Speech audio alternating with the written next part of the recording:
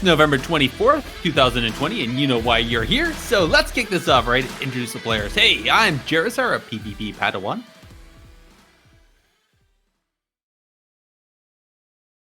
Indeed. Yeah.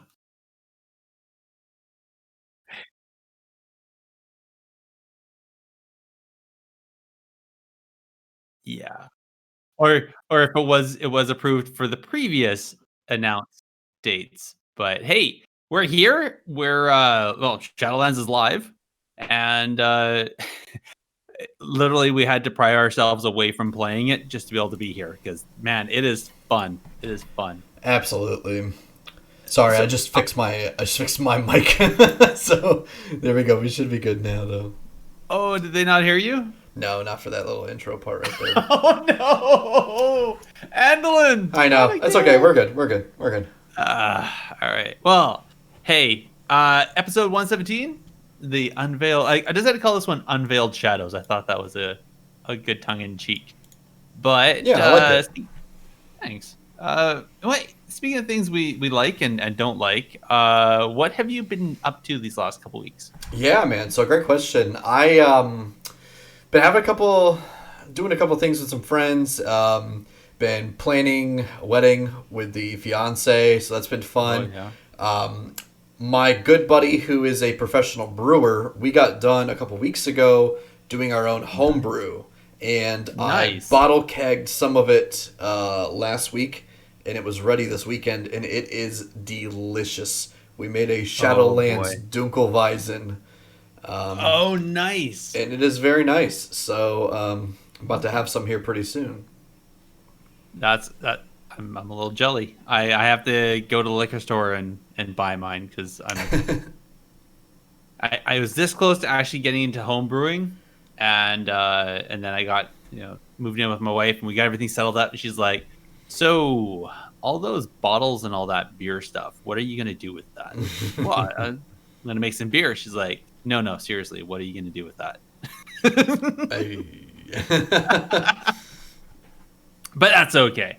So all right. So you did some brewing at home, and anything in game? Have you been brewing in game as well? Absolutely. So we've been, I've been hitting the Shadowlands launch, so I was ready to go. Super impressed at how well Right. the whole launch was executed from the very moment of the global release to Mm-hmm. like 10 minutes in, 30 minutes in, an hour in. The Yeah. servers, I did not experience personally a single issue with lag or server, dropping out. Yeah. I know there was a few different servers. Like I heard Illidan had an issue where the Illidan fell out Yep. for a little bit. But Yeah. I think Area 52 as well. yeah, I'm sure there was a few, and I saw instances of a lot of people talking about like, "Hey, I can't get in, and I haven't been Mhm. able to get in all night," and like that's unfortunate. But I think Yeah. the number of people that were affected this time were substantially less Oh yeah. than what we've seen in the past, even as recent as the Completely. BFA launch, which I was out in the count for 2 days with Well, Tichondrius, right?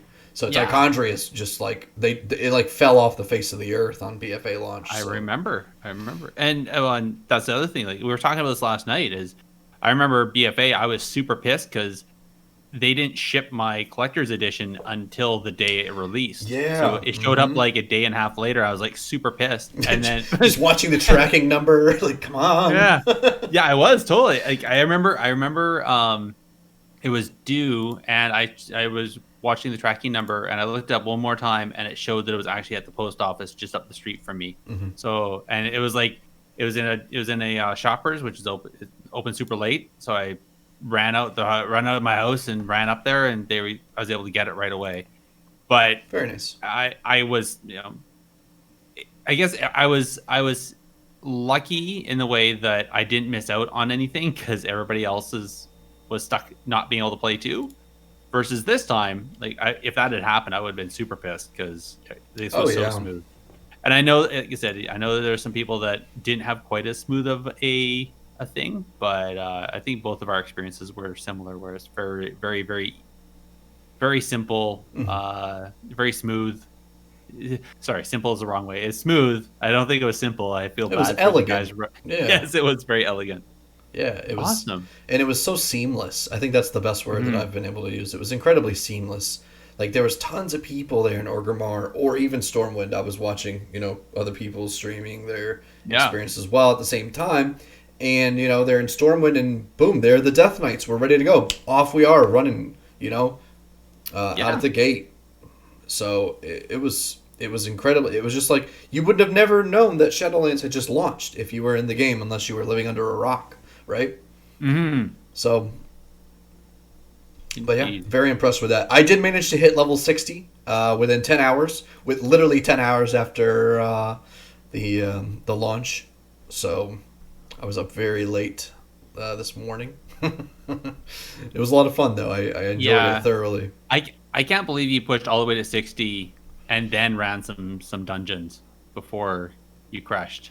No, I didn't actually end up running any dungeons. I thought you did. No, I just got like my covenant set up, and I got through some of the like introduction and stuff. And I was too tired at that point, and I was like, I don't even really know if I'm gonna be able to do anything, and there's no one on like to be able to do a Mythic Zero, so I wasn't able to do a Mythic Zero until literally just now. So, like, we finished it maybe 10 minutes ago. Wow. But it was Okay. fun. It was really, dude. This Mythic Zero was the most fun dungeon I have done in multiple expansions. Multiple expansions, probably since Legion. Really? Probably since Legion. Yeah, the BFA dungeons, I did not care for them. I thought that they were very, just wanted it to be over with. This was a fun dungeon. It was cool. Like our group was just like, this was so fun. Just like random people, and like, this is the best group I've ever had. So What? we really enjoyed like just playing the group, and I just formed it in LFG. I said, hey, I got to do this for a quest, and Yeah. you know what? Let's do it. I found always at the beginning of an X pack. I think it's just because there's more people running dungeons like that. Mm-hmm. There's no separation because there's no mythic raids. There's no raids. Everybody's running the same thing, right? Right. So I find the quantity of people and the quality of the people you're playing with is much. It's the whole community. It's not. Yeah. Yeah. So that's awesome. I actually enjoyed the stories that were being told in the BFA dungeon. I really did. But I think that being as long as the X pack was, I think they got tiresome. Yeah. So I guess that's my question then: is this being a fun dungeon? Do you think it's going to get tiresome? I think inevitably it will be, because anything that's going to be done like repetitive enough to a point of ad nauseum is going to get a little like long-winded and like, okay, I've had enough of this. You're going to long for a change eventually. But I think, we said BFA dungeons in general. I thought Mechagon was a really, really well-designed, fun, engaging dungeon. And I think the at least the first one that we did today was that kind of part. It was fun. They had good boss mechanics. It was engaging. And it was just a really nice aesthetic as well. So we did the Spires of the Ascension, or Spires of the Ascended. I can't remember which one it is, or what tense, but it's the one out of Bastion. The one out of Bastion. Yes. I don't know. See, I'm still. I'm only level 53, so I'm still This working my way guy. through Bastion. Well, that's okay. That's okay. And Yeah. speaking of Bastion, what a beautiful zone! Like, I know, right? oh my goodness! Like, Yes. Bastion is my favorite. Revendreth is a close second, but I like Bastion. I love the aesthetic. I like the little owlkins and the whole like, Yeah. like the little Swoll. servants. Yeah, the Swollkins, Yes. the little servants walking around, and like the whole like just bright like white wheat fields at like a deep blue backdrop. Like, I think it's just beautiful. So It is very sorry, typing in chat. No, you're right. It is aesthetically is probably the most pleasing, and I think that's one thing that is awesome about this whole expansion is each zone is its own feel. Yeah. It is, and they are just like the shows that those little films they did. They are very very different and very very much their own place. Oh yeah. And it But feels good. oh yeah, I like the stories though. Like even though that it's totally aesthetically beautiful and it's bright and it's airy and everything, there's some darkness there. There's some Yeah. True. yeah. Very Hmm. true. Here, just one quick question before we roll. I want to roll into the need greed pass, but in Bastion, when you're running around and you started seeing all those little seeds of doubt and all those little things um, popping out of people, those little black goops that they're pulling out of people. Uh, how much of that did you remind you of the Shaw from Miss? A little bit, yeah. It had the same type of animation that would like kind of tied to it. So Yeah, yeah, that's immediately what I was like. Oh, we dealing with Shaw again here? Like, yeah. oh, Going back to okay. Pandaland, but hey, that's a good sign. Mr. Pandaria was my favorite expansion, so It was a good one. gameplay It was a good one. wise, so Well, hey, let's play the game. Let's play the need greed pass yeah, game. sure. And yeah. This likely won't be a clean thing. Let's see, let's see So what you keep your need. distance, Zoe! Yeah, I'm gonna let you fill in those bumpers. Yeah, I give up. I don't even know. I give up on the cues anymore. Anyway, well, hey, yeah, let's see. It's my turn. So, Yes. I'll admit I completely forgot it was my turn until we were doing the show and I was reading the show notes and you were talking. I was like, oh yeah. So I quickly wrote down an idea, and this is I think this is appropriate for this topic. Okay. So this time for Shadowlands, like you said, they did a really clean start. There was a start there was over in Stormwind in front of the fountain, right in front of the keep. Mm-hmm. That's where the DK showed up and said, "Hey, you need to come back out and talk to the Lich. Oh, talk to the new head guy for the undead." And then Yeah. same thing happened in front of Orgrimmar there, right? Mm-hmm. Now, so I'm thinking, what if they picked some other locations? What if they decided they were going to do that somewhere else, right? So Like where first you and pull foremost, the helm pieces apart and all that stuff. You talking about? no, where the Death Knights show up and say, "Yo, take this portal. You got to come. You got to come to Ice Crown." So, some stuff went down, Okay. right? It's that initial starting thing. So instead of Stormwind and Orgrimmar, what if? Here are the choices. Okay. So it was Ironforge and Undercity, right? Two. If it was over in Darkshore and Arathi Highlands, where we're doing the war fronts, it's like, yo guys, you need to stop fighting. Hop in this portal. Something went down, right? Or number three is right in the Ice Crown zone because we're all there anyways. That's where we're fighting all those rares and taking care of all the undead that suddenly got loose. And really in Old Dalaran, right? Bring it back to that same zone that we are just in, right up to the literal hour before the expansion launch.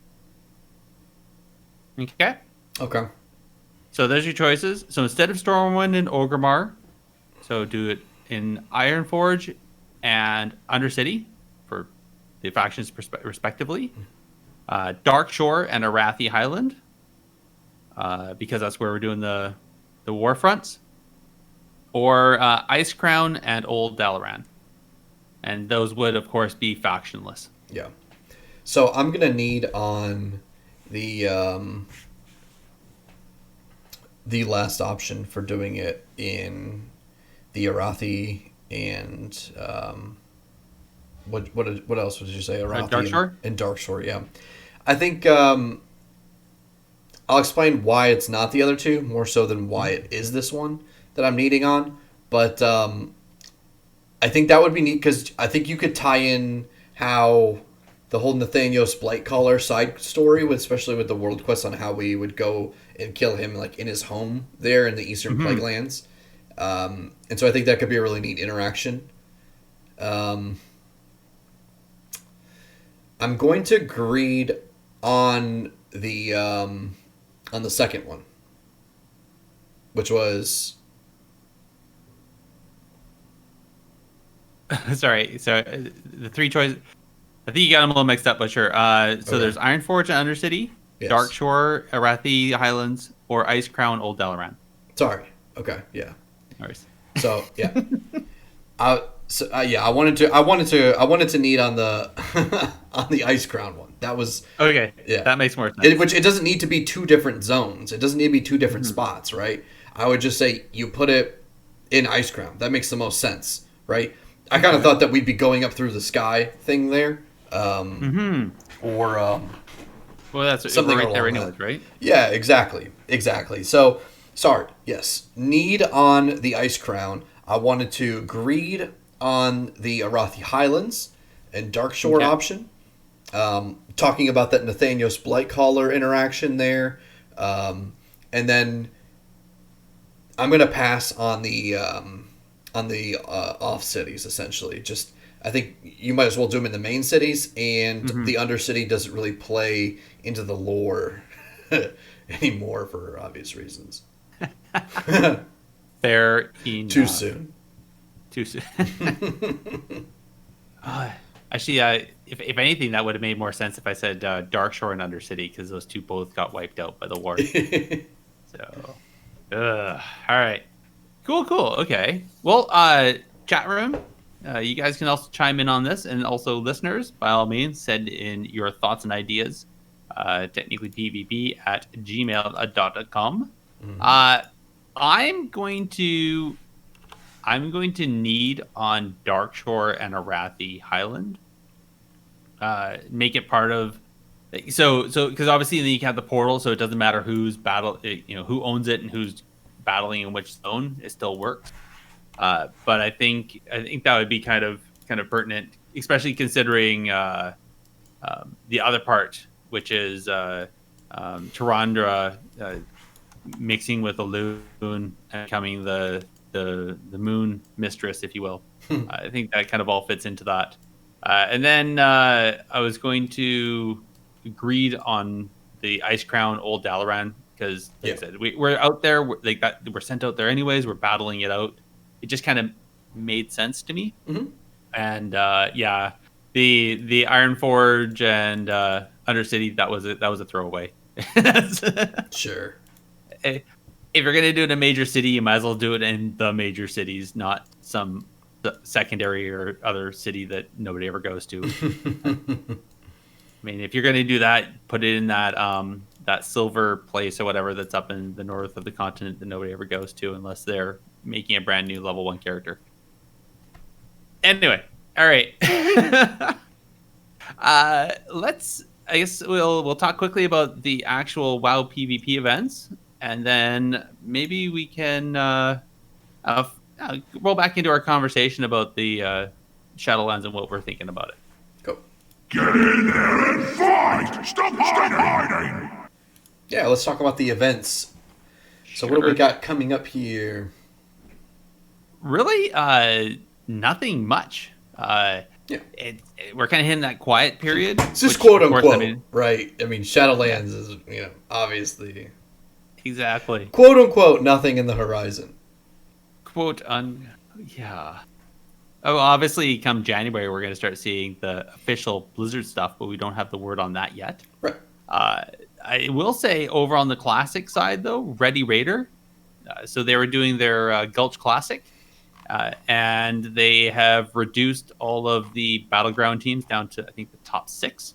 And so next weekend, the 28th and the 29th of November, they're going to have those finals. So that should be a blast to watch. Yeah.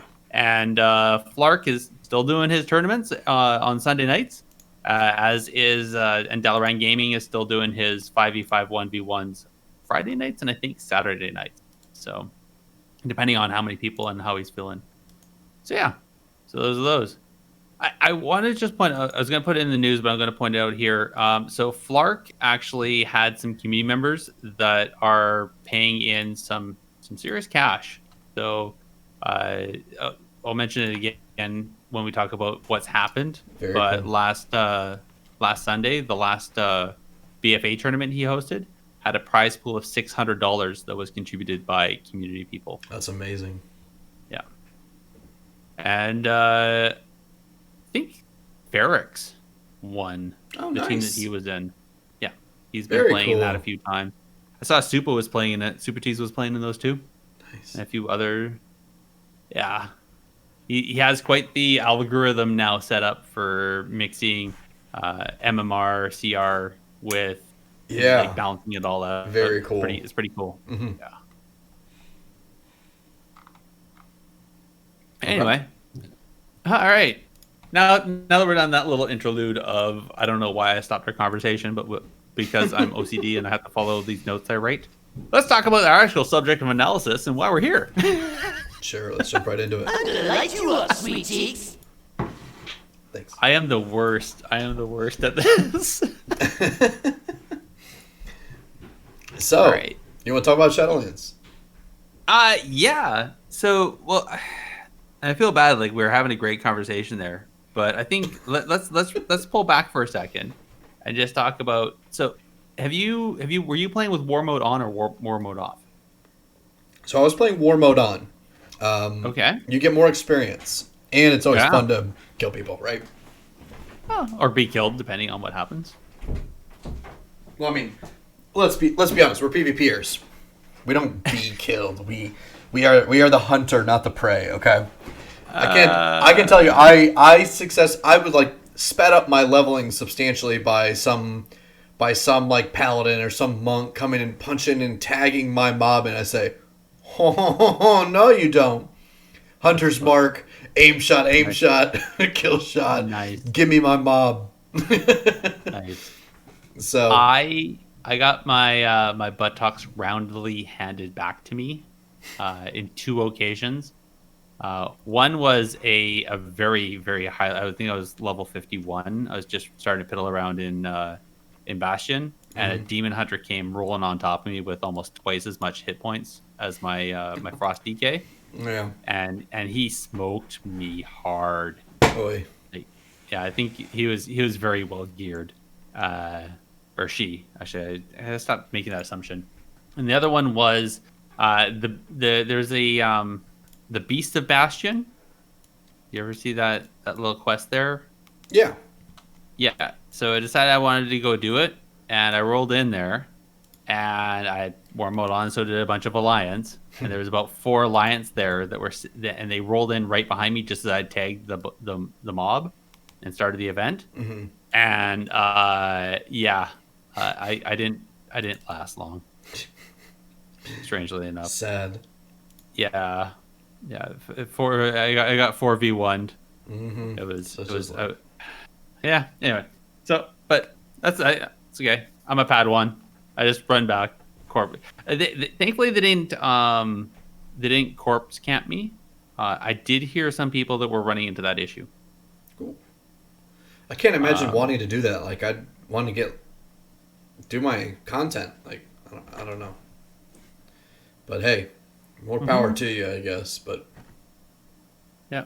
I think there's I'm trying to remember. There's somebody in our Discord from the Warcraft radio that was talking about how they were getting corpse camped and they had they just stopped and logged off and made another character or picked up another character. And so, jeez. all right. So you did Bastion obviously, and then you said you made it to Maldraxxus. You did that zone too? Yeah, I did all 4. Oh, you did all 4? I Okay. did all 4, and I Right. did go with Yeah. the Kyrian as my covenant. Oh, okay. Yep. And just because that's what the Wowhead guide said, or Not Curious. necessarily. I kind of did a little bit of looking because I wanted to have something that was going to give me the best chance possible in PvP, but also keep me more than relevant in the PvE department because I am going to be I did have a couple of friends who I'm gonna play with who are we're gonna be doing some like semi-hardcore raiding for Castle Nathrium, and Okay. so with that guild, so I wanted to be able to like be a steady, solid, reliable range DPS for them. So Kyrian was the best option for me as a marksmanship hunter, and you know, it's very possibly going to get nerfed because it's the best Oh, yeah. option in both PvP and PvE as it stands right now. But Yeah. Venthyr may end up being the better option in PvP. But I think for now, I'm just gonna roll Kyrian, and we'll go from there. All So right. I think that's a safe bet. Yeah. If it doesn't get nerfed, even better. So good. Yeah. Plus, I like the ability. It's that I get that resonating arrow where I get to ignore line of sight. Yeah. Yep. Didn't they? They buffed that like right before launch, didn't they? They buffed True Shot right before launch. Oh, okay. Yeah. I misunderstood that. That's all right. Cool. Yeah, I haven't chosen yet. I don't because I'm loving my Horde DK there. Mm-hmm. Out of because I got guilted into it on Twitter by somebody Jeez. that everybody knows. Wow. No, I haven't picked what Covenant I should have or what that I want to.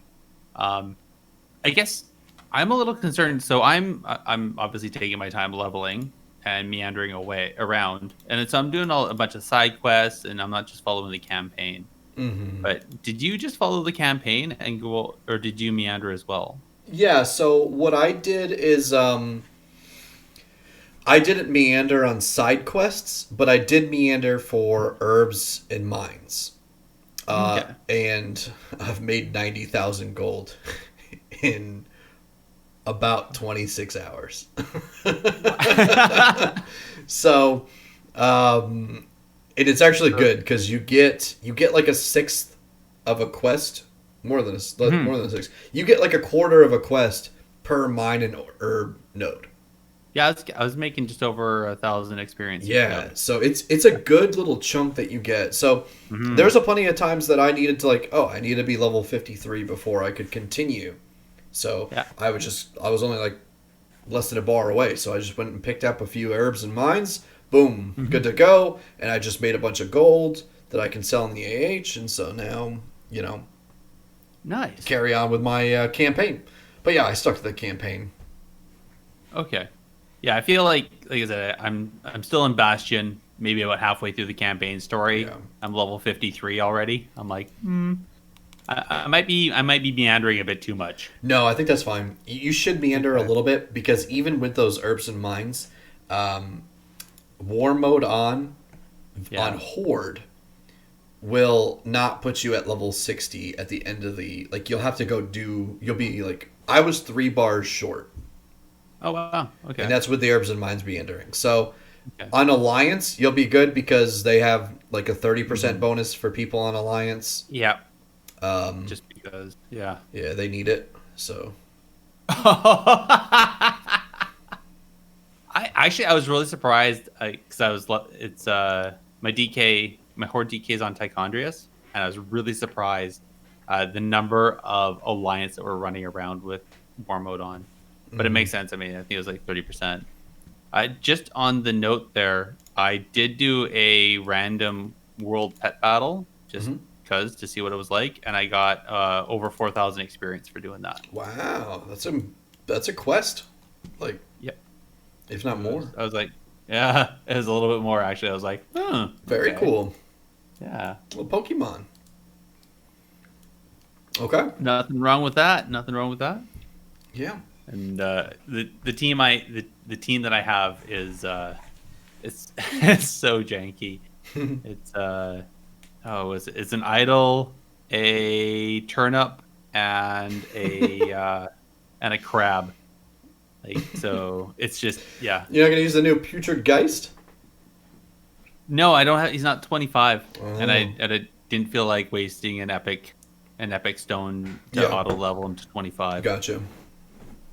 So yeah, but anyway, this team is good, and Sandstorm got buffed just before last weekend. Actually, when they did the second phase of the Ice Crown stuff, they accidentally or purposely put in a bunch of changes to pet battle mechanics, and things like Call Darkness, Lightning, and Sandstorm, which are like the top 3 most damaging AoEs, Okay. all got buffed by 25%. Wow. Yeah, so there was some battle pet groups where they were already hard counters, and now they're like 2-shotting teams because of the hard counter. Wow. Yeah, it was pretty nuts. Anyways, digression. Yeah. Digression. Yeah. Hey, just trying to think what else. Let me tell you about this. I found this was really neat. Then this is sorry. I know this is like a side conversation topic, and this is a little to do with what we're talking about. But I found a really neat interaction in Dilly's Wowhead guide that took me by surprise, and it made me really excited. So one of the comp that I'm planning on pushing on ladder this go around is Thug Cleave. Yeah. The marksmanship, hunter, and sub rogue. Yeah. In BFA, it was, survival hunter, assassination rogue, or sub rogue. But seeing as where the meta sits right now, that's what I'm running. And I was amazed to hear this. So, sub rogue, you have an option to take Shadowy Duel. Are you familiar? Yeah. So you remember Shadowy Duel. And what that does is that puts someone in the Shadow Realm, so it's just you and that other person 1v1ing. They can't get healed, and it... Okay. Yeah. If I Hunter's Mark somebody, I can see them in the Shadow Realm. Yes, you can. So, essentially... Same with Demon Hunters. That's 2 smoke bombs. Yeah. It's exactly what it is. That's 2 smoke bombs. Yeah. That's insane. Yep. Same with you'll see the same thing with Demon Hunters and Sub Rogues, because they can do their sight, and they'll be able to see them. And what was it? There's something else. Yeah, but that's just for one hit. Yeah. That's just for one hit. You can throw a glaive and then you can't see them again, though. When I put Hunter's Mark on them, I can hit them over and over and over again for the duration of the Shadowy Duel. Oh, yeah. No, yeah. It's working as intended. Yeah. Oh, I wonder if there's any way to counter that. Like, the only way would be is for the other teammate to CC the hunter then. Right? Like, they would have to hard CC the hunter. Like, hard CC, so if your rogue Shadow Duel, like, I don't know, let's say they're the healer, right? Okay. And then you're basically 2v1ing a healer, which is instant. Like, that's we'll typically go for a DPS, but yeah. Oh yeah, sure, DPS, just because, whatever, right? because we can do that, and then we can blind the trinket, and then after the trinket, we can smoke bomb kill, which is just disgusting in my opinion. Yeah. And it's funny because a lot of people will probably trinket that. Newer players will trinket that, some kind of stun, or I'll trap them. They'll trinket the trap, and they won't be able to heal anyway because of Shadowy Duel. And so, it'll just be it'll be very unfortunate. So, now that makes me wonder. Then, would Relentless be a better trinket to have then? You don't get that option anymore, Chief. Yeah, you do. How? Well, they're all trinkets now.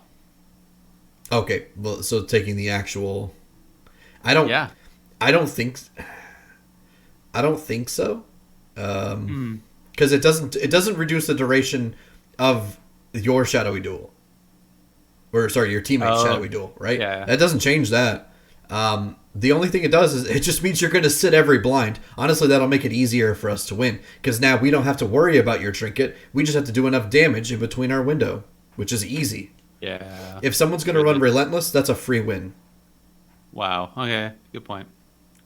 Ah, so much for that idea. Yeah. But I mean, that's a good point. If so, yeah, they removed the talents, the PvP talents, and turned them all Right. into trinkets. Right. So the medallion, the adaptation, and relentless, you can. Yeah. I did a Twin But that'll- Peaks and I realized, oh, I need my trinket. Yeah, Yeah. yeah. I had what the DK because I didn't do anything with them, and so I didn't have anything. So I had to go and get like the level 1 trinket from the PvP vendor. Just like so it kind of hurts looking at it in my bag. I was like, oh. Yeah. Yeah. So I guess that's the one other thing I haven't done yet. Did you do any battlegrounds while you're leveling? I just, not while I was leveling. I did one at 60, trying to get some extra anima. Trying to get to Renown 3. So. Oh yeah, 'cause you have to build that up now, right? Mm-hmm. So, what was available last night when you made it to 60? Then Sleep. That was about it. okay, No, you could do a lot of the Torghast stuff, and that's actually what I ended up doing. yeah, So I think we need to have a specific episode all about Torghast. oh yeah, for sure. Here in the coming weeks, because it's really expansive, and I like that a lot, and I think there's a lot that we can dive into there, especially because there's not. I'm sure there in the corners of the internet there's plenty and tons of content around it, but I don't feel like in the mainstream of content I've seen a whole lot in terms of Torghast. I mean, there was some stuff covered on it, Oh, of especially from the course. beta and Of that. course. And then it changed a few times because beta. Mhm. My question then is like, how would it pertain to PvP? Because it's a solo tower experience, right? Not necessarily. You can do it in a group of by yourself, in 2, Okay. or in 3. Okay. Yeah. So But- like Is there any PvP in it? no. Okay. Yeah, so that's true. We may not cover it. It may be outside of the scope of technically PvP. I mean, But hey, I think we'll probably end up talking about it because we'll be playing it. I mean, the loot from it is needed so that we can have enough loot for. see, and even then, is it though? Because if it stays the way it is, PvP looting should be sufficient for PvP. That's true. So, it kind of blurs the line on Yeah. what's necessary exactly. But regardless, if it's something people would like us to cover, we could cover it. But otherwise, we'll just assume people know what we're talking about. Yeah, and that's a great point. Like, we'll see what people say and what they think we should do. Look forward to hearing that conversation. That's a good one because I'm excited. I'm excited to play it. It's supposed to be a really good experience. I have enjoyed it. And constantly changing, constantly challenging. Yeah, I like it. It's provided a lot of different, really cool interactions. Is really the best way to kind of look at it, and it's a different experience every time. Not just because you're going through a different map and you're doing the little mini thing like helping this little night fairy find her flute or something, or like helping reconnect two people, and then but I think there's a lot of interaction, or there's a lot of pieces to the Torghast experience that aren't necessarily exactly clear. Like Phantasma is this currency that you loot going through Torghast. What's that for? It wasn't exactly clear to me at first. I did kind of watch some of the Torghast content when it first was announced and first came across beta, but it's kind of, I haven't really looked at anything ever since then, and so I wasn't like super keen on everything surrounding Torghast. But after kind of exploring it and looking at what it does, how it interacts with your campaign, how it and all that type of stuff, it's a little bit more clear to me now. So Okay. So I guess that's the thing. Is it needed? Does the person need to run it? Oh yes, Like, you will definitely be running Torghast. Okay. It looks like it's going to be integral to your what's it called, the Great Vault, the Great Vault rewards. I think that's going to be part of what you're going to have to do. It's also part of your renown leveling, I think. Okay. And I can see it for the renown. I don't remember it being in the Great Vault. I can't remember or not. I don't have access to the, really look at that. It's grayed out right now in live. So yeah, I think the vault is rating, mythic, and rated PvP. Yeah. Yeah. Okay. Very cool. Yeah, because it's that grid of 9. So. Okay. So yeah. Okay. Cool. But yeah, right. you'll need the renown levels. And it sounds like flying in Shadowlands is going to be connected to renown this time around. So yes. No Pathfinder. Yeah. Right. So interesting. Here's a. I want to speak personal experience. I'll ask you how, because I'm not sure if you were playing or not. So I started up. I was playing a little bit this morning before they did the server restarts. And never ceases to amaze me. They still put the alerts out and everything, and guaranteed in chat, a bunch of people were expressing their frustrations that Blizzard was restarting the servers at 7 a.m. Pacific time. And I'm just wondering, did you run into that? Were you on, or did you know about it and just like, okay, I'll play after that? No, I was asleep. I went to sleep a few hours before that. All right. I know you're asleep when I got up. So Yes. I wasn't sure. Yes. Wow. Okay. All right. I'm just gonna. So and actually that is a key point, because from chat, the EU servers are shutting down here shortly for the same thing, because it's their turn, right? So yeah. I wonder if anybody on the EU side is also expressing their frustrations and wanting to play and whatnot. One thing that was interesting is, and I don't know if it came back, but I guess they had an issue with the PvP vendors, and so they took them offline yesterday. Yeah. And they're supposed to come back after reset. I don't know if they did. I saw a comment. Maybe. Where are they supposed to be located? Do you know? They're in.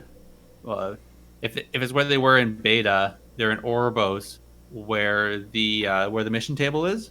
Okay. You had the emissaries for your covenants if you're facing the mission table to the left.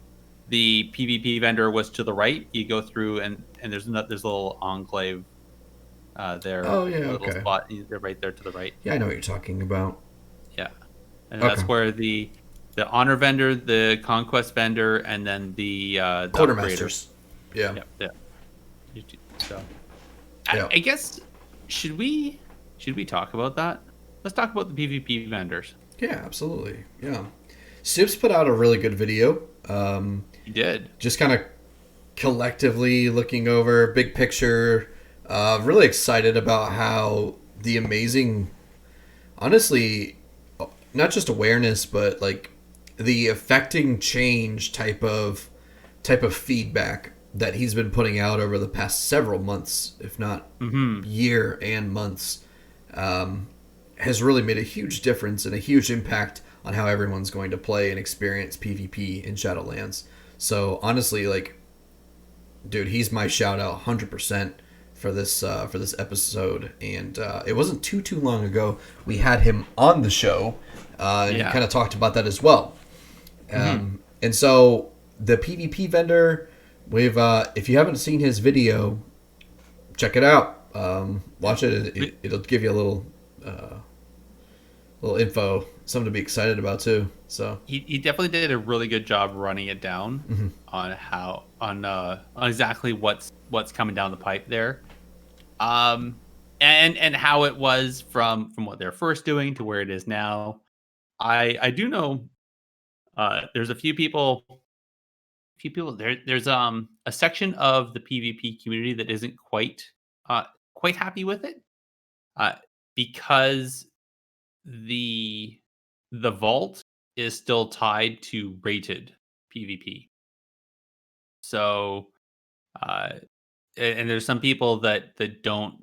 There's a bunch of people that just like to do casual PvP, like to just do random BGs and skirmishes, and that's it, and that's Mhm. fine. And I know there's some people that were uh, not happy that um, a level of the gear was stuck right behind rated PvP. So I'm not sure how it's a difficult situation because you can please some of the people, but I can't say you can please all the people. I think that's kind of where they're at right now. Well, I think the system right now is more harkening back to what we had. I'd say maybe Wrath or Kata, or maybe even Mr. Pandaria kind of yeah. style with the. I think it's a smart and wise decision because you can't throw the game systems away at the expense of making someone appeasing someone or appeasing a select few of players. Like the fact Well, is, you shouldn't be able to have mythic raid tier gear if you don't raid the mythic raid tier.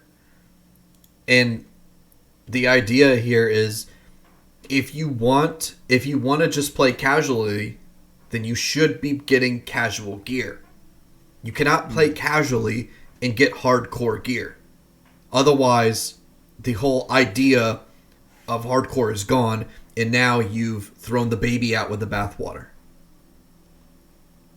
I guess it's mostly about the vault though, right? Mm-hmm. And so right now, as it is, the vault is going to be restricted to people who do raiding, do mythics, or do rated PvP, and there's no gear catch up there for the casual PvPer. I guess is the one point. What do they need the gear for? I I'm guessing the same reason why anybody needs gear is to just gear up. But for but people gear up for a reason, right? The way I Hmm. approach gearing up to enter Castle Nyalotha looks different than it does to step into the arena with my rogue. You know, so Yeah. my point is if you're just gearing up for the sake of gearing up to see your item level high as it possibly can go, then that should drive something in you to say, okay, well then I need to do something that's going to get me higher item level gear, Oh, fair. right? I don't. Yeah. I see. So Because this is the otherwise part the where. inverse is just the tail wagging the dog. You have to there Mhm. has to be something like we have to respect the way the system the fundamental systems of the game. Otherwise you break the game and that's no fun for anyone then. So like if I'm going to play the game casually, I don't need to have more than casual gear because in order to be competitive in raids, in mythic raids, you need to have mythic raid gear. And if you're not going to be in mythic raid gear or in mythic raids, you don't need mythic raid gear. If you have it, No, it's just like, okay, granted. great. Yeah. I guess the thing is, if you, and maybe part of it is because the system for the unrated PvP gear, especially for just doing honor gear, is still quite a grind, and is still time gated behind renown, as far as I know. So there's no real way to get extra gear unless you just ignore the PvP gear, do a bunch of mythics and whatever gear up through PvE, and then start running your randoms and then start filling in your gear over a whole season. And maybe that's the idea that Blizzard was thinking when they made the system. I'm guessing it's more if a person wanted to just run BGs and that's all they wanted to do, uh, then the gearing system isn't exactly fast, and like it looks like it's designed more so for a whole season. And then if they're doing that, then the only source of their gear really is this PvP vendor, and Yeah. it's a little slow, right? And Yeah. But I mean, but at the same time, Blizzard also has to. They don't get to just think about it and ignore it if they want, like we do, right? So let me tell you what I'm talking about here. Like, Blizzard has to address the question: what do we see as being the most holistic? Like, how do we want people playing the game, right? That's a question Blizzard has to answer. If they don't want people doing something, they incentivize against it, right? And I think this is a clear incentivization that, hey, if you just want to play random battlegrounds, like, we'd rather you step into rated battlegrounds, because the whole reason why we have random battlegrounds is to prepare you for rated battlegrounds and rated content. just like they have a regular dungeon for the heroic version. Right, versus, right, exactly, Yeah. exactly. And it doesn't. And this isn't to say that every player everywhere should do nothing but rated content at the most, like, as soon as and as most as possible. Like, there's plenty of players, I'm sure, that will do their rated to get their great vault, and run their randoms Yeah. as they so choose, and go about their merry day and enjoy doing it with their guild, or whatever have you. But the thing is, if you want to take the scenic route, you can't complain about not getting there fast in time. So, you got to pick Yeah. which one is which route do you want to take. There isn't necessarily a wrong route, but the point is just because, like, you're only doing yourself a disservice. It's not Blizzard's fault if you want to play a certain way and the rewards that you're looking for don't match up to that. Yeah. Okay. That's an opinion, but I think Yeah. I think a lot of evidence would support that opinion. But No. I'm just so there's a couple comments in the chat channel as well. Yeah. And chat being the other host, of course, is expressing some of their opinions. I think like always, this conversation, I want to be the voice of part of the community, but at the same time, it's hard because there's so many voices there. I think the better place for this conversation might actually be in the Warcraft Radio Discord, Yeah, or probably. even just over on the or in the general forums, right? And I think you might end up with obviously a lot of passionate people in there, especially if you go official forums. But I think you'll definitely get a better cross section of people's thoughts on this, and people that are able to express their passion directly, and not me trying to filter through it and then create it or discuss it in a aggregated kind of fashion, I guess. I'll say I personally, I did like some of the. I've enjoyed some of the different gearing that they have put into the game. I do agree. I think that there should be some differentiation. You have your rated gear versus your non-rated gear, and exactly like you said, like a person shouldn't be able to go into LFR and walk out with a Titan Forged Mythic piece just because they had a lucky random roll. Because or that's one specific example, but right, I never, if I got that piece of gear, yeah, it felt really great, but it felt weird also getting something so overly tuned and powerful just because of some RNG roll, right. just doing LFR, right? And I would hate to see. I don't think people should be able to earn the highest ranking of PvP gear just doing random battleground. I agree with that. I do think that there should be something maybe where players can get their PvP gear through rated battlegrounds. Maybe have some secondary system or something like that, because just looking at it, the length of time to get all the gear and rank it all up is quite long, and I don't agree with that.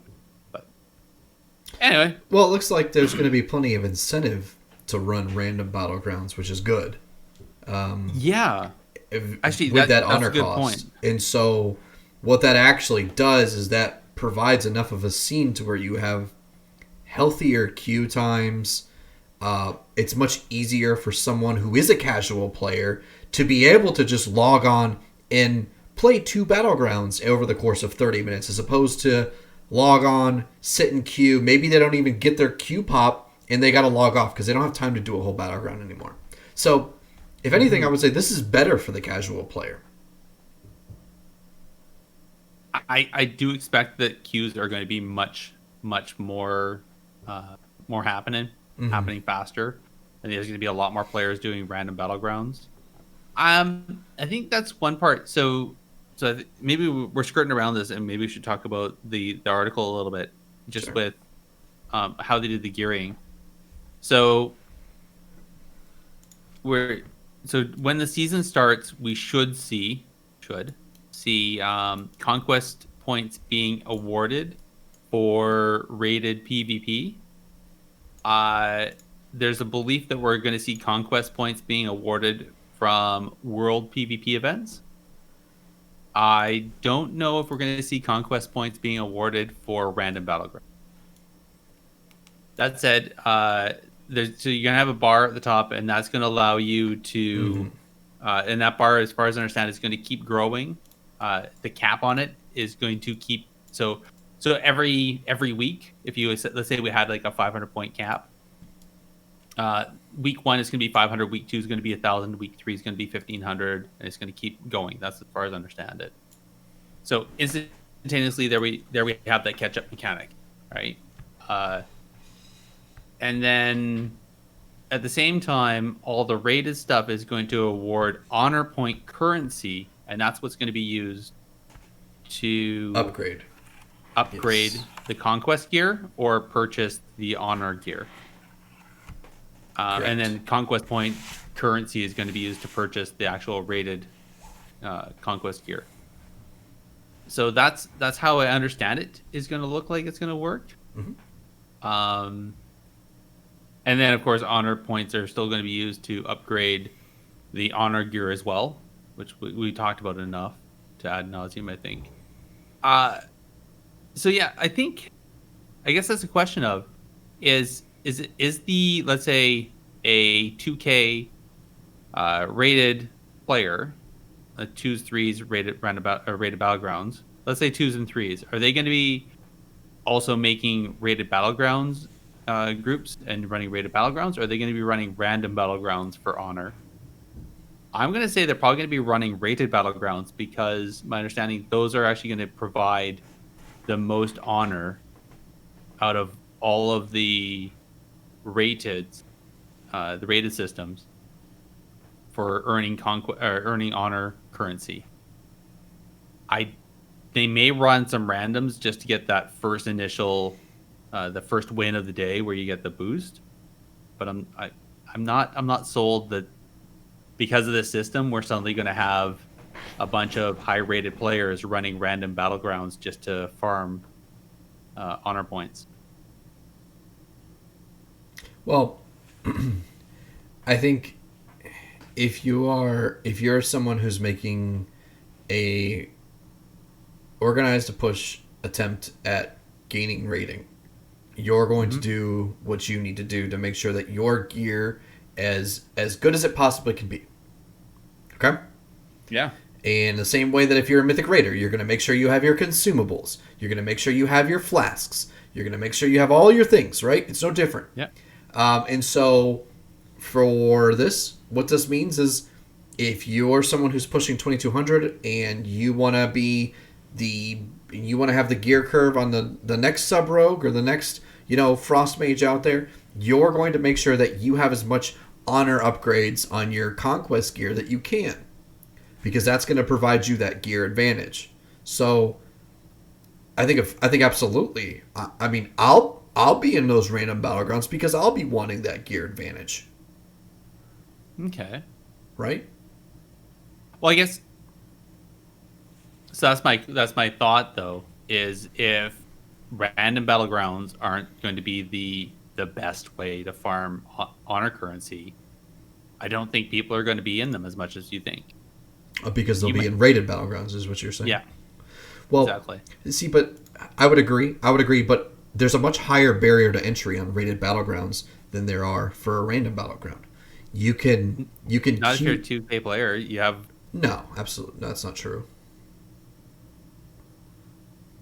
No, I think the barrier of entry for just rated battlegrounds. I mean, there's going to be. I think if anything, we'll see a lot more YOLO rated battleground groups formed up in the looking for group system, just for people looking for cap. right. But like, if you're someone who is playing at even a higher rating within the rated battlegrounds, you're going to be even more apprehensive about playing with other players because typically, the only way that you got there typically is running with the same group of people that you ran with before. And if those group of people aren't online, you're probably not just going to be tanking your rating. You're probably going to just be running random battlegrounds with 2 or 3 of them and just spanking teams because you've got a coordinated group of 3 or 4.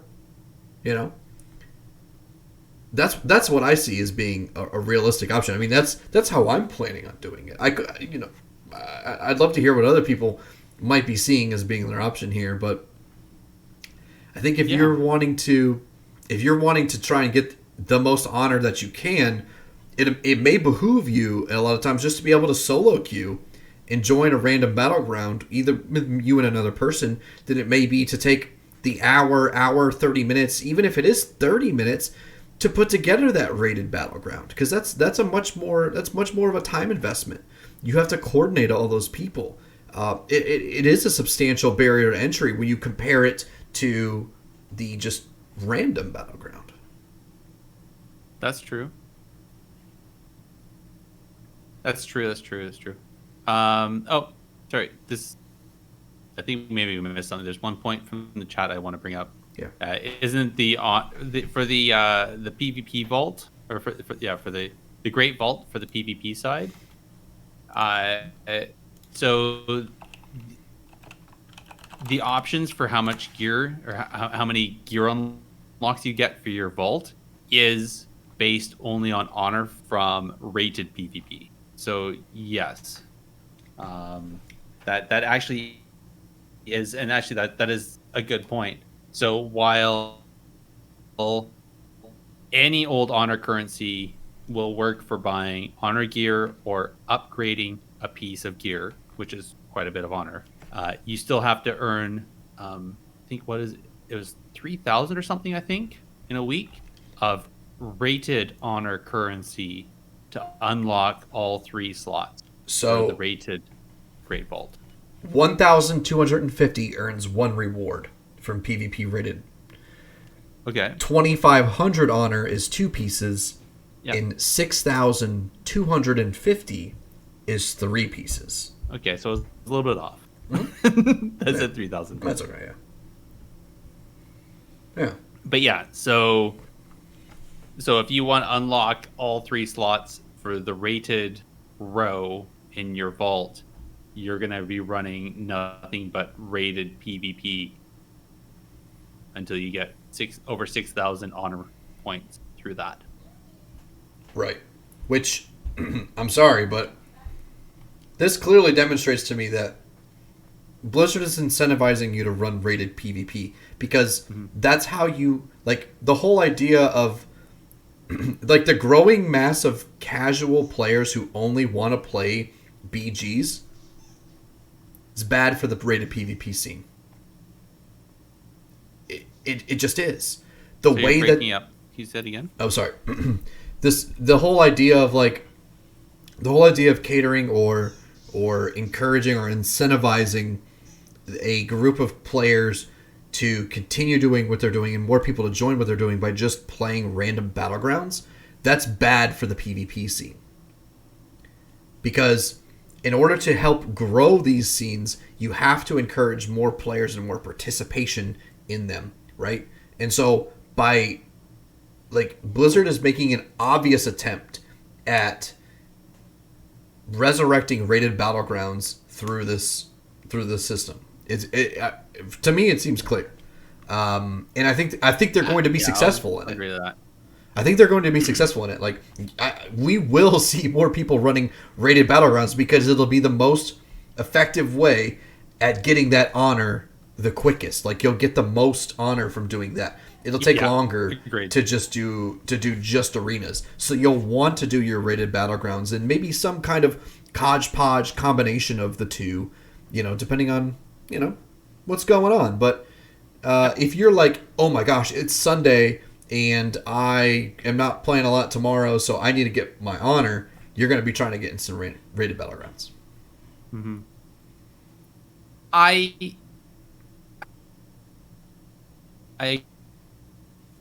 agree if that's your mindset.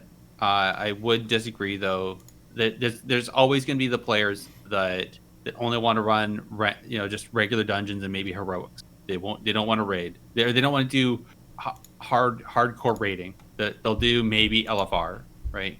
And just like that, I think in the PvP side, there's the people that just like to do just queue and spam random battlegrounds, and never have the intention of doing anything more competitive than that. Well, here's the thing, though. There's a big difference between incentivizing and forcing.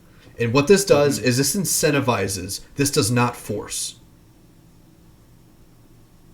Like, that's a very important distinction that this argument either makes sense or completely crumbles to the ground upon. Because if you're not forcing them to do it, then there's no what's the point? So does that make sense? Yeah.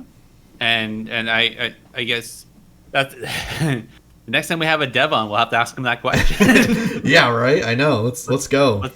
What's the fine line between forcing a player and incentivizing? Right. I feel like always is going to be the community that's going to create the pressures that people are going to then follow behind and be either for something or against something. I think part of it is perception. Is people are going to look at this and they're going to say, yeah, but you're forcing me to do rated so that I can get that slot in the vault. And that's maybe not necessarily true, but people are going to see that because they see a slot, their OCD is saying that. Okay, so that is true. If you make the statement that they're forcing you to do rated PvP to get a slot in the vault, then that's a true statement, right? That's just a matter of fact, right? You can go find that to be true on Icy Veins or Wowhead. But the thing is, okay, who says that you should get a slot in the vault from just doing casual, honestly, AFK-able content? Yeah, granted, yeah. How many times have we seen people either botting and just running circles in the battleground? It goes back to what we were talking about earlier, where if you want to take the scenic route, you can't complain about not getting there faster than the next guy. And that's okay. There's still plenty of a good reason to take the scenic route. If you want to be a casual player and you only want to play random battlegrounds, that's fine and that's good and you can do that. But if you want to play random battlegrounds, you can't sit there and complain that how come I don't have the 2600 level rated item enchants? That's not right. Yeah. That's completely unheard of. That's the antics of someone who's being spoiled rather than someone who's using their head. I don't think I've ever heard anybody say that they feel they should be able to get 2600 rate. Well, get gladiator rates. I'm hyperbole a little here, just to explain the point. I just want to make sure that was clear. Yeah, sorry. No worries. I think there's like I said, there's always stuff to unpack here, and part of it is the way it was explained, the way it showed up on beta. When I first saw it show up on beta, I freaked out because we were during the off season. And there was no conquest. There was no way to earn conquest points, and yet here was a vendor that needed conquest points. And I was like, "Whoa, whoa, what? what the F just happened? It's like, whoa. Yeah, right.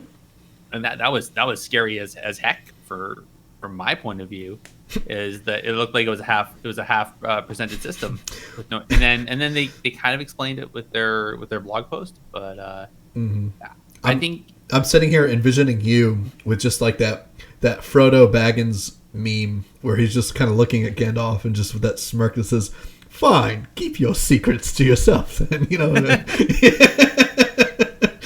yeah, kind of. Well, no, because I actually tweeted at the devs. I was keep like, your secrets then. What? Yeah, no. Spill the beans. Come on, guys. Yeah. Yeah, I don't know. I think there's still some stuff to be. I think we'll see just how well this works out when season 1 drops. I think when we're a month into season 1, I think we'll see. I think players will either be, and it'll be like, okay, fine, like that's how it is, and that's how Shadowlands is going to be, and that doesn't mean we can't keep, people can't keep fighting for what they believe is right for the next expansion. Who knows? They could change that and add something else to the vault, or change the way some things happen, because come season 2, it's all going to change again. We're going to get new levels of gear. There's going to be a new raid. There's going to be all that stuff, right? So, yeah, for sure. It's interesting. I would say this looks better than let's say Mr. Pandaria gearing, just because of the vault and some of the all this incentivization, and truly the catch up. Yeah. Where, like, if you let's say took a week off, you can still catch up, because you have to grind harder, because you have to spam a whole bunch more arena to get enough conquest points to catch back up. But at least you can catch back up. By not completing that 1 week, you're not automatically 1 week behind from everybody else that did it. And I think I think that's the missing piece of context. I think the missing piece of context here that kind of helps tie all this up really succinctly, with a lot of context, is what kind of rewards are coming out of the Great Vault? What item level are we talking about? And and is the third option on the vault better than the first? I mean, maybe I'm the one falling behind here, because I don't really know a whole lot about the Great Vault, but I think that's the piece, because it kind of changes the game a little bit if piece number 3 is better item level than piece number 1. Mm-hmm. So I think, as I understand it, for the raid stuff, it matters, because the more bosses you kill in the raid, the more slots you open up. And if I understand from the interview they had with Ian Hazakostas, the gear that shows up in those slots is the potential gear that could have dropped in the raid, but maybe you didn't get. Okay. Or you got, but it's okay. It's the potential gear for your class that would have dropped from the bosses that you had killed. Gotcha. So let me spit it to you here this way, that Icy Veins puts it. So Icy Veins says you can add up to 9 items to the Great Vault each week by defeating raid bosses, completing mythic dungeons, and earning honor from rated PvP. Each of the named activities rewards up to 3 items, but as mentioned above, you may only select a single reward per week from all categories. Oh, I thought it was one from each. Okay. Right. Okay, so that makes more sense. So essentially, that would lead me to believe that if I get 6,250 honor, that piece is going to be better than the one that I pull from the vault that's 1,250 honor. I think it has. There's a chance there. I believe the item level or the items for the PvP are also going to be based on what your highest ranking was for the week before. I think it still uses that same chest mechanic that we had from BFA. Does it? Okay. maybe. Yeah. So I can't say hand over heart, like this part is, I think it's a bit hidden, or maybe I didn't read it properly, but I can't say that item number 3 for earning 6,000 honor is going to be, let's say, 5 item levels higher than the first slot. I Yeah. don't see that happening. See, I but think it's more like you just have three choices instead of one choice for what your best in slot PvP item is going to oh, be. right, because you'll be able to see the actual item. That's Yeah. right. That's And you can right. go, that one, no, sorry, that one has mastery. I'm doing a haste build. That That makes one has, sense. that one has a bunch of versatility, but it's a little short on the haste. Oh, that one has a bunch of haste and a bunch of versatility. That's what I'm looking for. Right. And they do Exactly. that one. Exactly. Yeah. Okay. All right. Yeah. Nice. Great Okay. vault.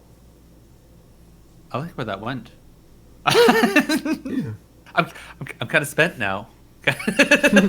See, but I think that makes sense though, because if you're Mm-hmm. if you're going to be able to put this together and have a chance at getting top-notch gear on par with raid gear and stuff like that, it should require rated PvP.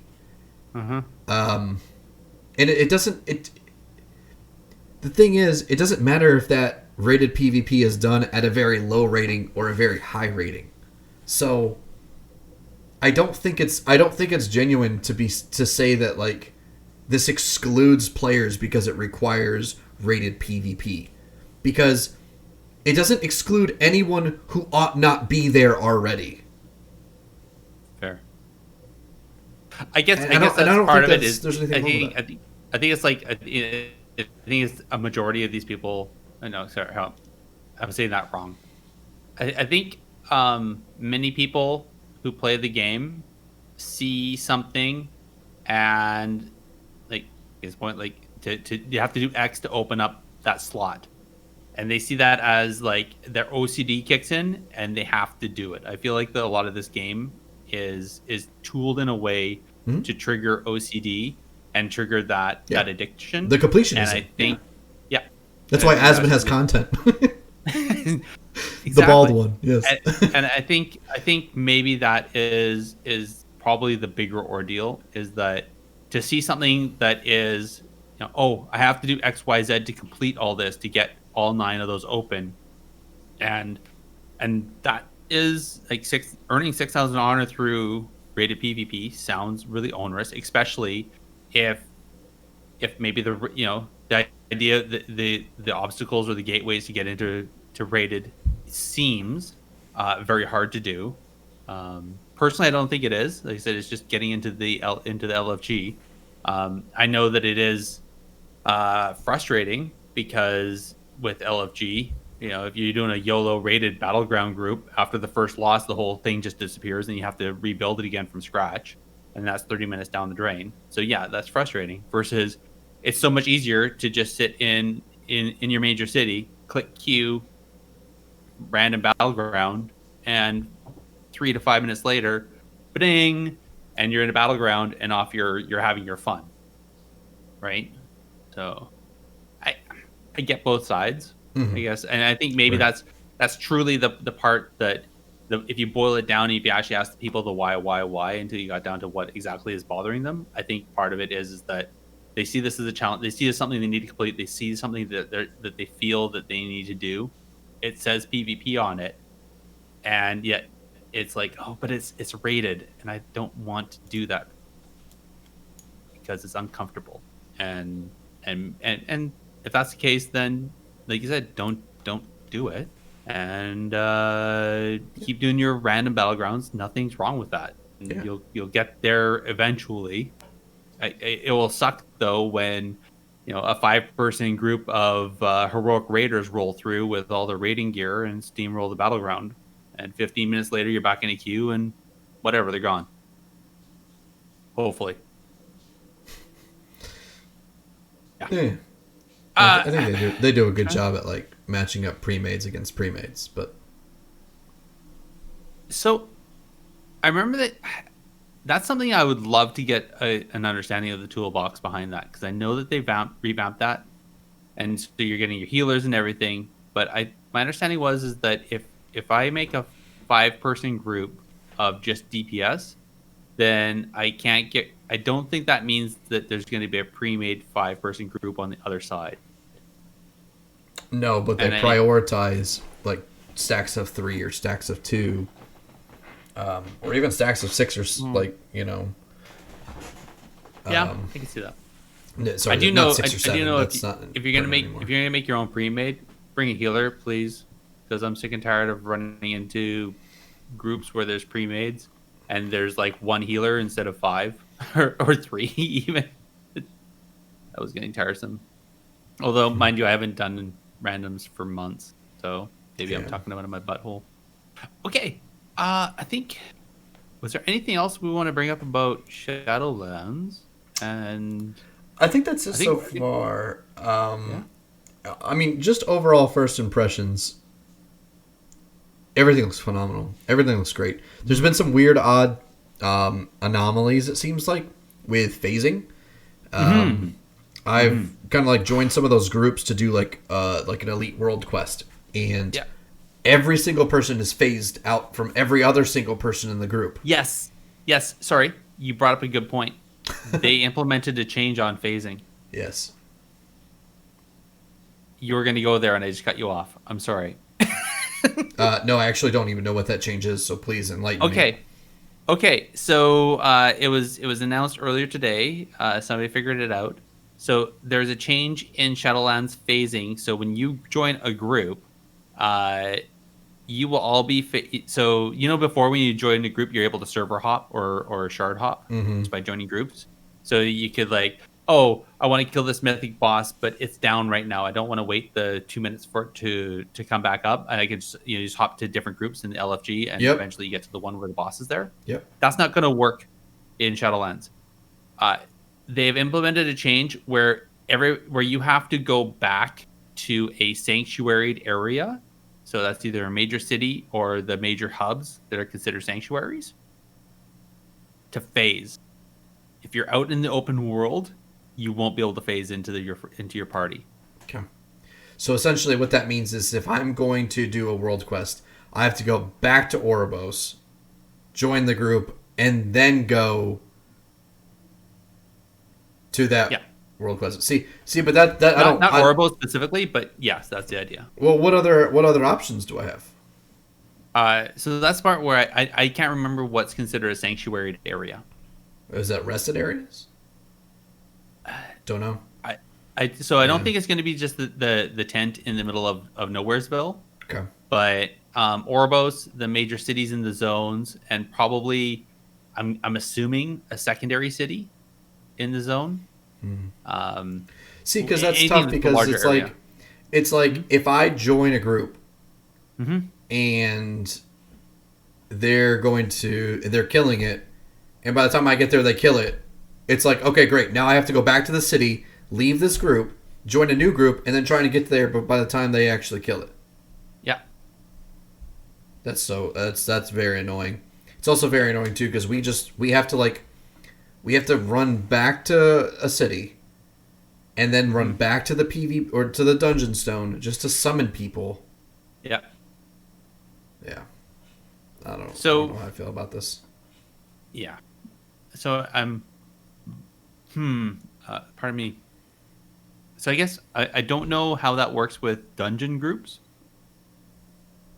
If, let's say, you and another person are in the same phase, can you not summon somebody else and then everybody just runs into the dungeon and it all works out? Because I thought that would work that way. I just wish... I think what they should do is they should put the dungeon stones then inside of the dungeon.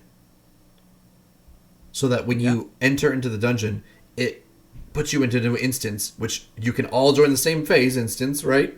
No matter what phase you're coming from into the dungeon. And then you just summon people directly right into the dungeon. That makes sense. All right, just always have a pocket warlock. Yeah. Right. Speaking of which, Gerissar. Yo. Chop, chop. I need you to get to 120. Or 60. Sorry, old habits die hard. I need you to chop, chop, and make an alliance. Oh, goodness. So, here's a question. Is the dungeon stone inside the dungeon? Is that the one? Is that the one thing you change? Yeah. Oh wow. Okay. Yep. That is the one thing I would change. Well, I don't know. I feel like that's. I'd honestly, I'd prefer. That's tough. I would need to think about it because I would rather have time to think about what a better fix for this phasing would be, because I don't. This is not a good fix. This is very clunky. I don't like it at all. It's very difficult. I've had to do. It's very difficult to play with people. It makes it so difficult. It removes immediate gratification. It means now you have to do a little bit of planning. You're going to have to. Well, in a lot of cases, it removes any gratification. Pardon me? In a lot of cases, it removes any gratification because. Well, it depends. Well, so Well, I'm just talking empirically from what my experience has been so far. Well, that's because people are still going off old systems and not knowing. Sure. If you have a group of 4 and you're about to kill a boss, and suddenly somebody, and let's see, your LFG was still up and running, and somebody pings into it, are you even going to invite them, knowing this now? No, you're not going to bother, because it just means. But what it also means though is that that world quest is up. So you're going to go to the nearby city, you're going to create the group, and then phase to people, and then run over as a group and go do the world quest together. That's it. What it means is that people have to change how they create their groups. Right? That's how I see it. I think how this actually works out in practicality is so many less people actually achieve these world quests now. So you're adding a certain level of scarcity to these, because the fact of the matter is, and how it all works out in practicality, is no one forms their group. Like, we don't play on a role play server. Like, we don't gather in Orgrimmar and say, all right, everybody line up in formation, and you know what I mean? Like, we go to the destination of what we're trying to do, and we do it. And so I don't know, but I was forming mythic dungeons from Borealis. I wasn't leaving Borealis and going to the dungeon until we had a mythic group together. That is true. But that was also because we had flying. True. But it's not like you're running all the way from Oribos. Like, there's flight points all over the place. This implements right, but those flight points, 3 minutes difference. Yeah, those flight points are substantially further away than what we're used to. True. The zones are actually smaller though. The zones are, but the actual distance that it takes for flight times is much higher. I'll go down. Yeah. It doesn't have to be Oribos. It doesn't have to be. I can't say what it is because I don't know for sure what's considered sanctuary. You got to figure out where that is then. So what does it have to be? Does who sets the phase? Does everybody in the group have to be in that phase, or if I'm the group leader, can I be out in the wild, in the world, and then for people to join my phase, they have to go into a sanctuary and then come into the world because I'm the group leader? I believe that's it. I believe the phase is keyed to the leader. Okay. So you can be over top of the world quest spot, start the group for it, and then people go, "Oh, I want to join that." That's what I'm going to do because I'm lazy. Join. Yeah. Yep. And which, if anything, then forces a bunch of people to be leaders. Maybe that's a good thing. Maybe this is wonderful. I don't know. We'll see how it turns out. Oh, sorry, not force, incentivize. It does incentivize. That's right. It does not force. You're right. All right. Yes. Okay. Oh man. Okay. So the one thing you would change then is what? I lost track. I'm gonna allow some time for this phasing thing to kind of get used to it and kind of see how it actually plays out now that we've talked about it. But I would add the dungeon summon stones into the actual dungeon instance. That would actually be pretty pog, I think, is if they put a way to summon people inside the dungeon would be so much better. Yeah. Or put one inside and one outside. Yeah. Yeah, sure. Every dungeon has a warlock just right inside the entrance. Well, you still have to have two. You still have to have two people. Yeah. Well, yeah, I guess it's just true. You still need another person. Yeah. You still need somebody else to help you summon. Interesting. You know, I feel like I don't know this. I haven't played it enough to say what I want or not want Sure. in Shadowlands. More time. Sorry. I would love to have a platform where I can see the new arena and be able to maybe either like some people that are actually playing it, like see them running around battling each other, or like just some mock version of that, right? But I'd love to be able to have like another platform just over to the side that I can get to and view that PvP zone. Cool. As if I was watching people. Yeah, playing I like it. All right. Well, let's talk about some of the news. Yes, there's actually still some news after what we just did, and then we'll roll this out. And you can get back to your leveling, you can get back to your dungeons, and I can get back to leveling. I gotta get back to my mythic zeros, bro. Yeah. All right. Who ordered up an extra large can of whoop ass? Let's talk about the news. Indeed.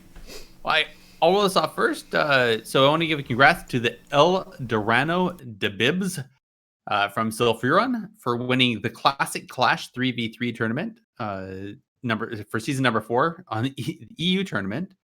They won that. I know we talked about this a bit, so congratulations to them for taking that on. And then also to these names, Big Vug Off Dam and Brutank X for winning Oasis's 2v2 tournament. That was awesome. I want to let's hear what else happened. Oh yeah, so we talked. So Flarkness over in his Synergy community did another 3v3 tournament on Sunday, and Vitals, Weezex, and Ferrex won that with the prize pool of $600. And there's the names of people: Code Zerg and Wex. Oh, cool. Those are the community Good guys. on them. Thanks, guys. Yeah. That was amazing that they did that. Mm-hmm. And apparently between them or whatever else, Flark said they're gonna have continued support. So the prize pools are gonna be continuing to be this, if not the same size, still substantial through Shadowlands. Sorry, you said something. I think I talked over top of you. No, I was saying thanks, guys. I think that's awesome. Oh, right. Yes, indeed. Shadowlands, Ron. In case nobody knew. Headline. Yeah. Headline. Yeah. Old news is old. Today's headline. So there's a couple hot fixes. There's some weird stuff that happened because it was between Shadowlands and the last time we talked in that. So there's actually two hot fix running blogs that they got going on the website right now. So there's one that was pre-Shadowlands and also includes Classic, and there's the new one, which is Shadowlands. Mm-hmm. So right before Shadowlands dropped, well, give or take a few days, Disc Priest and Frost Mages got nerfed. There was a small issue. Yeah, but I think they're fine still. There was an issue on Twin Peaks. Apparently, the flag wasn't automatically returning when when the enemy flag carrier was killed, which I'm sure would have been a little frustrating for people. But apparently, they found the issue and fixed that. And there was a bunch of BFA trinkets that got nerfed, which was good, much wanted during the off season, especially with BFA still up. And my understanding is that I didn't put it on here, but a bunch of the Shadowlands PvE trinkets also got seriously nerfed, between 50 to 65% in effectiveness in PvE or PvP. Sorry, so they're still 100% effective in PvE, but when you go into against enemy players, they don't work nearly as good, which was a big concern from people on beta. Yeah. And this last one here, this was interesting. So the Drought of 10 Lands, which was a experience bonus potion or elixir, was working up to level 50, but got reduced down to level 49 because apparently some people figured out that if you party synced with a level 50, you can make it work in Shadowlands, and some people are going to use that for speed leveling, and that got nerfed right before Shadowlands dropped. I'm happy.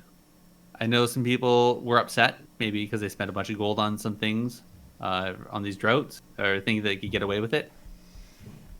I have a personal beef though, is that this is the part that pisses me off when people have access to the beta. They find a glitch, they know it's an exploit, and they hold it to themselves. They don't let Blizzard know, and they hold it to themselves to try to game the system. Fuck you guys. The beta is for finding bugs, not for finding out ways to just get some feather in your hat by screwing everybody else over. That's my point. Wow. Sorry, got a little real there for a second. All right. Okay. No, I seriously though, if now we're really podcasting. Let's go. No, we've seen it before though. How many times have people had access to the PTR, to the beta, to try to help and to find things, and they find something like that and they hold it to themselves. And the stupid thing is that then they would have done it and they would have gotten their accounts banned, and then they would have cried that they got their account banned. Mm-hmm. Anyway. Sorry. There's a video over on a military Discord that got shared with me. Apparently, there's some guy sat in. So in BFA, there's the Norrington lodge or whatever. And I guess there's a thing where you get up in a plane. It's a goblin plane. And you fly around, and eventually you're supposed to bomb the guys down below.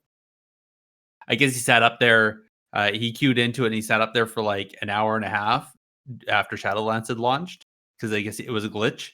And as he was bombing, he was getting experience, and literally, you watch him. He's just like 50, 51, 52, 53, 54, 50, and he made it to 59, and then suddenly game DC'd. And then it said there's a little thing that says suspended, and he's trying to log in, and then finally it's like, this character password is wrong. Character password is wrong, and then this account doesn't exist. This account doesn't exist. He got banned at level 59. Ooh. Sorry. No sympathy. No sympathy. Anyways, so what to expect? There's a post. Thankfully, Blizzard put this up. What to expect in the next couple of weeks, outlining what was leading up to Shadowlands and then into the first couple weeks of Shadowlands. First and foremost, we're not going to see a weekend bonus event or a PvP brawl until the 8th of December, when they start back up the season. I'm sure everybody who is playing right now wondered why they suddenly got a piece of mail with some silver or maybe a little bit of gold in it.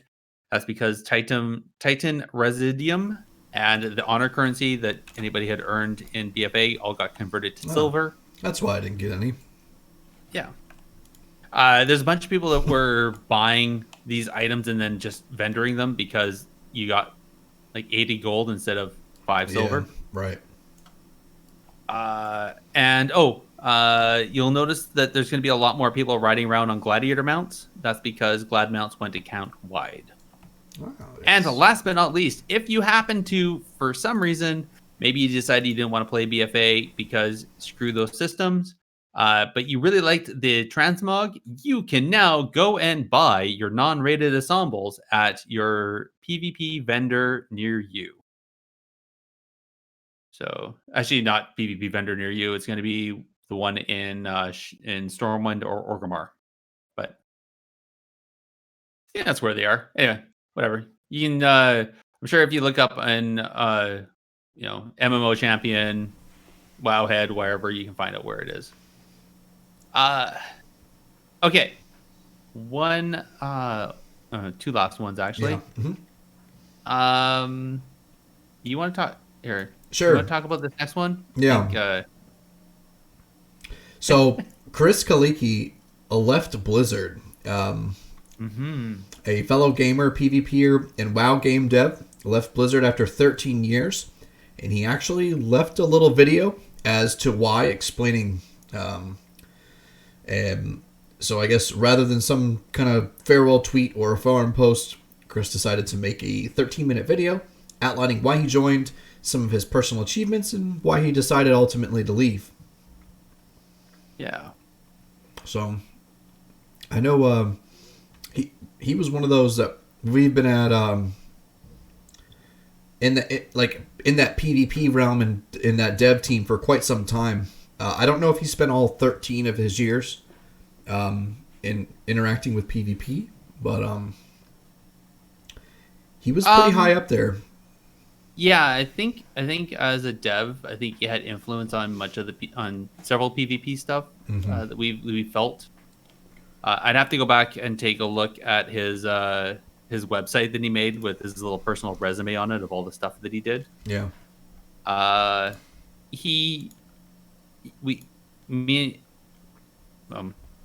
Using the technically PvP Twitter, I know he's interacted with us a few times.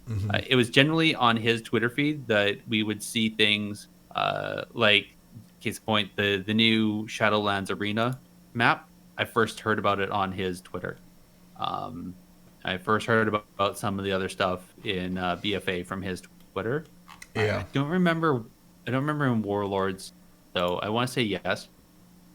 That said, I think one of the resounding feathers in his hat, which I totally agree, is it was his task to revamp Shadow Priest for Shadowlands. Yeah. So the systems that we have now today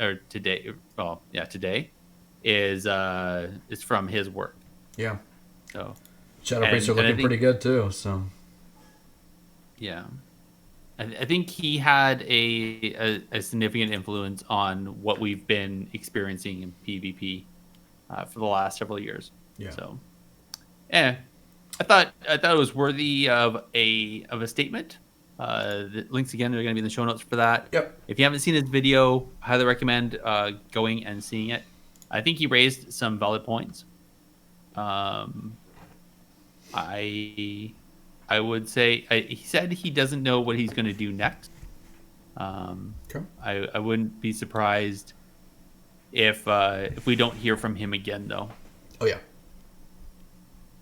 I would say, if anything, he does bring a good point. If you listen to a story about how he became a dev and what happened there, I think it's worthy of telling that part, which is he wasn't happy with some of the things in the game.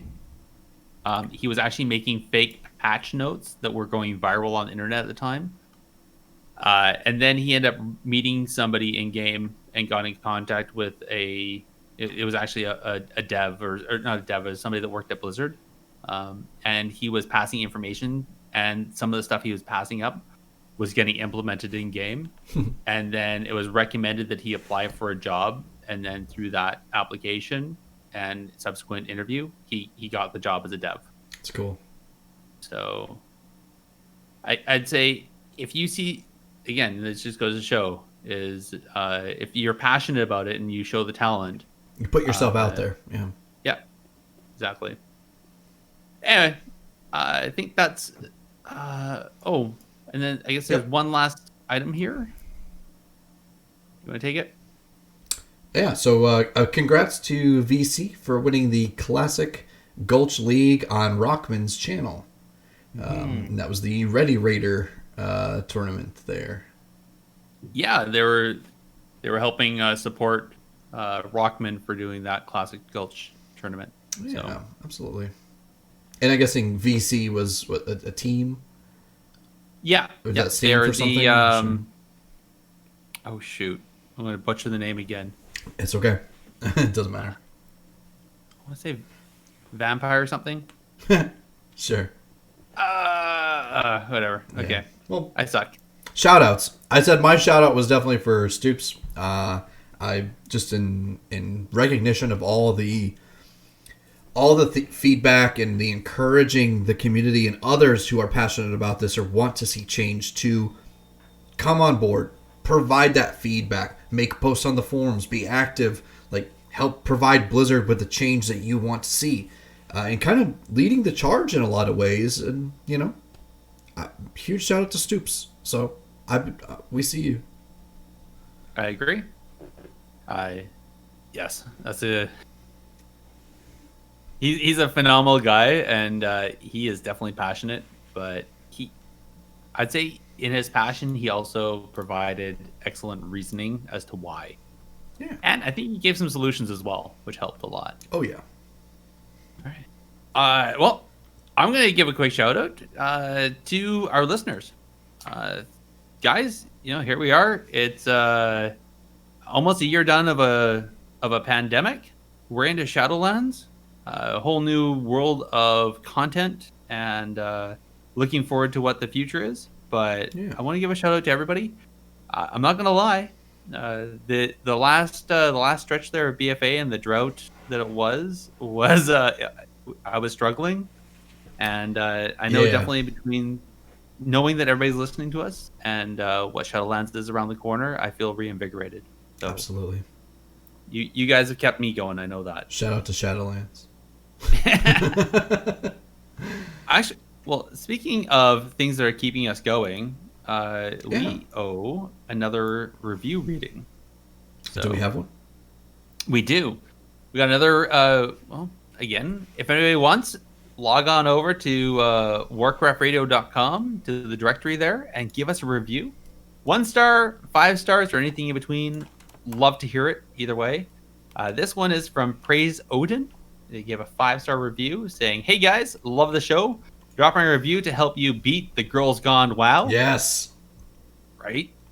But seriously, Champion. the show is great. I look forward to new episodes and hear what's going on in the PvP world. The guests you guys have are always awesome, and I am hoping to hear some good Shadow Priest feedback soon. Thanks for the great content, fellas. Nice. Thanks, Praise. Awesome. That was awesome. That's great. So, yeah, if you haven't already, head on over to that website and give us a review. And please, please, please, please, give us 1 star. I want to hear it if we suck. At the very least, give us enough reviews so that, because we gotta crack over 22, because that's what Girls Gone WoW is at right now. Yeah, they have a monstrosity number of. I think they're actually leading the charge, if you will. Where are they? Yeah. Oh, sorry. They're at 28 as of today. Yes, they've grown in numbers. I know we have more than 3 listeners. I know that. I'm calling on you. Hey, if you want, do it in French. Do it in some other language. I don't mind. All right. Type it out and then put it in Google Translate and then copy pasta that. Do it in Cyrillic. That'll be interesting. Okay. All right. Sounds All right. good. Andallyn, can you list off where our listeners can reach us? Sure, you can contact us directly with a tweet to @technically_PvP or by email to technicallypvp@gmail.com. You can also join our discussions on the Warcraft Radio Discord. Oh, my turn. Also, you can visit the Warcraft Radio website to find the podcast directly with us and many other great shows at warcraftradio.com. Again, there's a directory there. So if you want, don't even give a review for us. Give a review for the other people you listen to as well. And links for all this is going to be in the show notes. I want to thank everyone for listening. Have a great night, and we'll chat with you next time. And Good I night, think everybody. it might be worth mentioning, too, that you can also catch our show every Thursday at, what was it, 6 p.m. or 5? I can't remember if it was 5 p.m. Eastern or Central. Oh, you're gonna make me do this. I want to say it was. I thought it was. Sorry, we didn't rehearse this part. No, we didn't. So yes, there's the Warcraft Radio actual live radio Yes. that they have up on the website. There's apps on the iTunes and the Android store as well. And Alexa. And well, yeah, it's key to work through Alexa and everything. And it goes up. It goes up on every other Thursday. So the Thursday after we record, it goes up there, and you can listen as if it was live, 7 p.m. Eastern. Okay. Midnight GMT. Yeah, 7 p.m. Eastern time every other Thursday. Yes. On the actual live Warcraft radio, which if you haven't already, give it a shot. You can go over to Alexa and be like, Alexa, play Warcraft Radio, and they'll enable that radio station for you to play, and you can listen to our show on Thursdays. You can listen to many other shows, unique snippets, and different talks with different people. It's really interesting. You also get just a little bit of maybe some WoW music just while you're hanging out, cleaning the dishes or something, or whatever it is you're doing around the house. Or Exactly. Yeah. It's a great little app. So, and it's constantly going. Yeah. And I think shoot,